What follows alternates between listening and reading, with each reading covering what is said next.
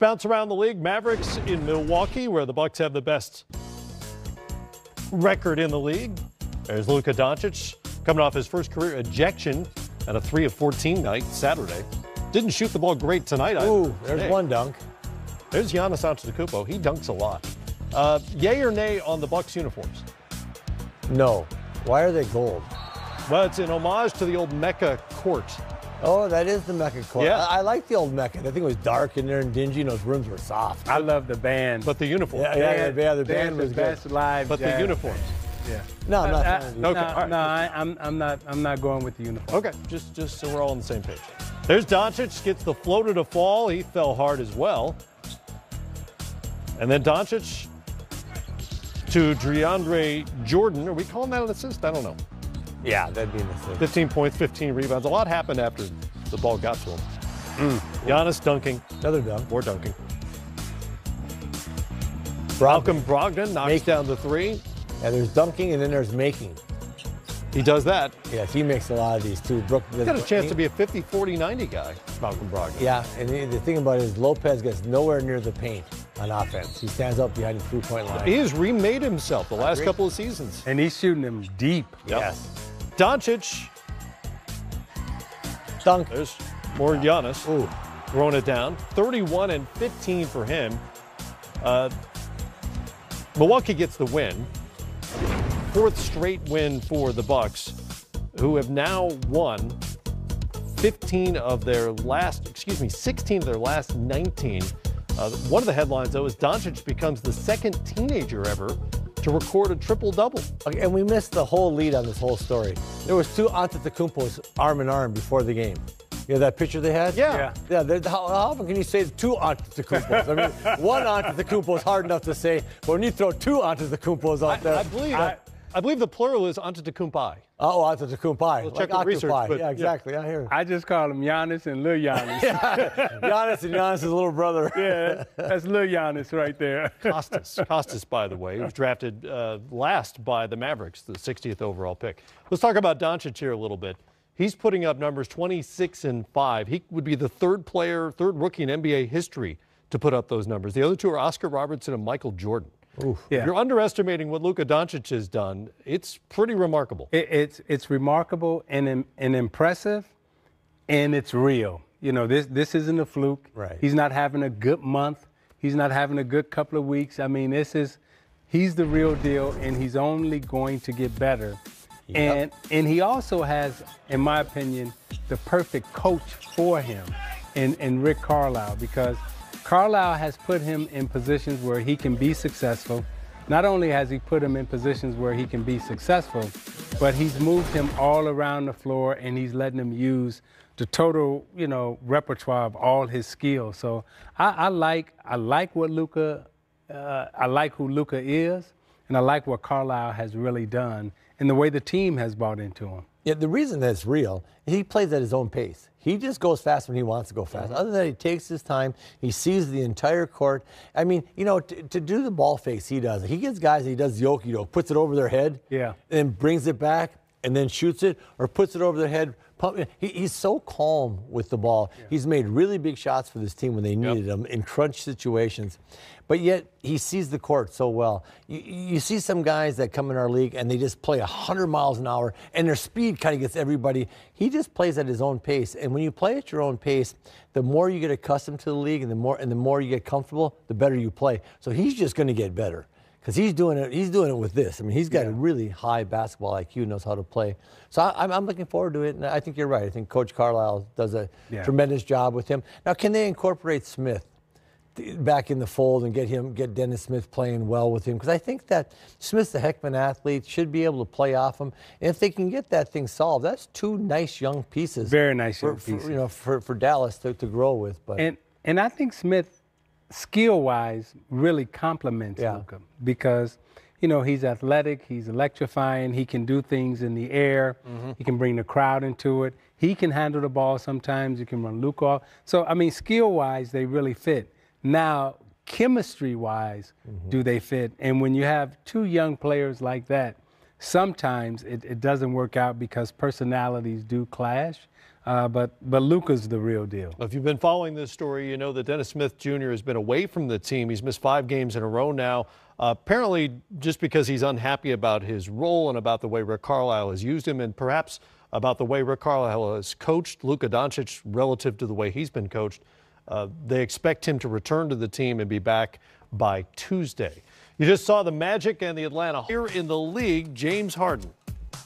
No human as hot as James Harden. It is all hard. It's one of the greatest individual offensive runs we've ever seen. The Beard also extended his streak to 18 in a row, scoring at least 30. The step-back three is an iconic shot, just like the Skyhook, just like the Dream Shake. James Harden's step-back three is unstoppable. He's perfected the step-back where it's unguardable. Just continue to go. Keep giving the opposing team hell. Murray and Harden.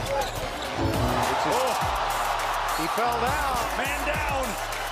Man down. You know, James Harden puts you in the most compromising position possible on every possession. The way he plays, the way he attacks. Like a running back, using the power to create space with his elbow and his shoulder. All of a sudden, he knocked this guy back like they're in a boxing ring. Bang, bang, bang. Down to 3, down to 2, it's a 3. Good! Good! He got it! He hit the 3! He's got a mastery of the game. Again, I haven't seen his whole life, but last 3 years, I don't know how you get him better than what he's playing. Yeah, he's just extremely unique if you factor in just the overall offensive package. You know, if you look at the volume of the shots that he takes for a team at an efficient level, I think that's the key. Then you add in the fact that his passing is at a level that's in the top 10 to 20 in NBA history. James has been leading the top offense since he's been in the league. Oh, man, he's special, man. And he has a counter for everything the defense gives. If you force him right, he has counters going left. Force him left, he has counters going right. There's really nothing you can do with him. You just have to hope he misses. We got 40 games left to go. Like, it's outside of anything that we've ever seen. So those shots you see him make at the end of games, he practices that stuff every single day. And to see him actually do it in games is pretty incredible. Look, his whole team is hurt right now. At this point, I don't think there's any doubt about it. We still have half a season to go. Right now, James Harden is the NBA's MVP. Step back.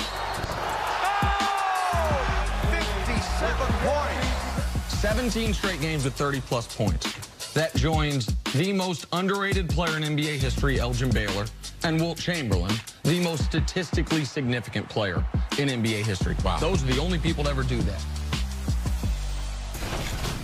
Guys, James Harden is on track to become the 6th player ever to average 35 points a game over the course of a season. He's got a ways to go, but this is a pretty good list.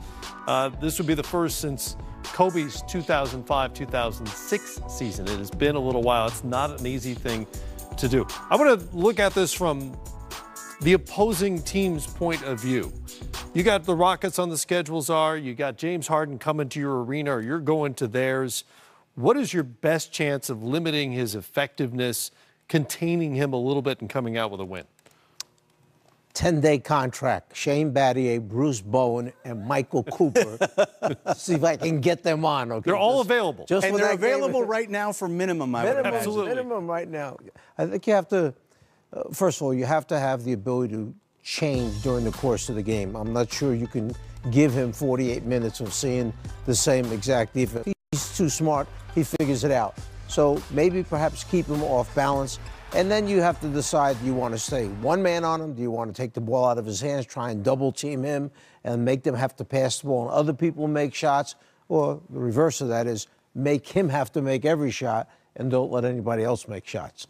Yeah, that's interesting, Coach. When we were in Phoenix during our 7 seconds or less run, Raja Bell was far and away our best wing defender, and he drew the short straw. He had to be the Kobe Bryant assignment. And we were driving ourselves crazy trying to figure out a way to slow Kobe down. And what we ended up doing was Raja would try to rile Kobe into making it a one-on-one, mano-a-mano matchup. Mm-hmm. And actually, when he clotheslined him that game, as you remember, it happened within the context of a playoff series where we were just trying to make Kobe want to take every shot and then limit the effectiveness of his supporting cast. The other component of that is when he does happen to give the ball up, you have to the best of your ability, in the case of James Harden, deny him the ball back. And that's easier to do when Chris Paul's not playing. Right. What I think is fascinating, though, during this run, because it's the regular season, you're not seeing any of the teams employ any of the tactics they might use in a playoff series. Yeah, and you can bet all the staffs who could potentially face the Rockets in the postseason are cooking up all kinds of schemes that they're not going to reveal until a potential playoff series. So Houston will play Philadelphia on MLK Day, and you'll see Golden State in LA against the Lakers. And we hope to see more of Boogie Cousins, who had 14 points, 6 boards, 3 assists, and was plus 21 in just 15 minutes in his Warriors debut after nearly a year away following that Achilles injury. That happened on Friday against the Clippers. What'd you see? Well, what I'm going to be watching for as he first starts to come back, and they brought him back as a starter in large part because the return to play protocol for someone with an injury of this type is going to be, once he gets loose, let him stay loose. Play him in bursts, and they did that. Now, they had to. He picked up 2 very quick fouls, so he played only 3 minutes. But I'm paying attention to what he looks like physically. And in this video breakdown that we've done, you're going to see some things from him mechanically that stood out to me initially. Here he's going to run a little pick and roll. He's going to slip here, dive to the rim. This is a 2-foot gather. Notice he puts very little pressure on the left, comes together with both feet and elevates. The reason this is important is DeMarcus Cousins is natively a 1-foot strider, and he wants to go off of the left foot. Here he went off the right foot. He tore the Achilles in his left. So what he really wants to do is stride into a 1-foot liftoff. You're going to see him do that here. KD makes a great pass. He had opened it up and beat everyone down floor, so he looks great running. Here it is, planting the surgically corrected leg. This is something that you're going to want to pay a lot of attention to because on a man that big who's a 1-foot strider, it's a big part of the reason he's never been overly efficient as a paint finisher. So it'll be interesting to see what happens coming back from this. You're nervous when you come back from a surgery, whether it's a knee, something like that, an Achilles, but it can be done. But a guy this large, this big, you know going in, he had to have some concerns that I'm finally back. Now can I do what I used to do? So little by little, hopefully he'll get a little more lift. He never had a lot of lift, right. But maybe he'll get a little more lift. It's the strength we're talking about, and it's the confidence that he can do it. Fortunately, his game was never really predicated on explosion per se. He's got so much skill. By the way, LeBron James on track to practice on Sunday. We don't expect to see him in a Laker uniform when they meet the Warriors on Monday. Lots more coming up here on Game Time, presented by State Farm. Homecoming night for Dwayne Wade, his final game in Chicago as the Heat hit town. And Kemba Walker hitting everybody all season long, including the Suns on Saturday night. You'll see that and much more.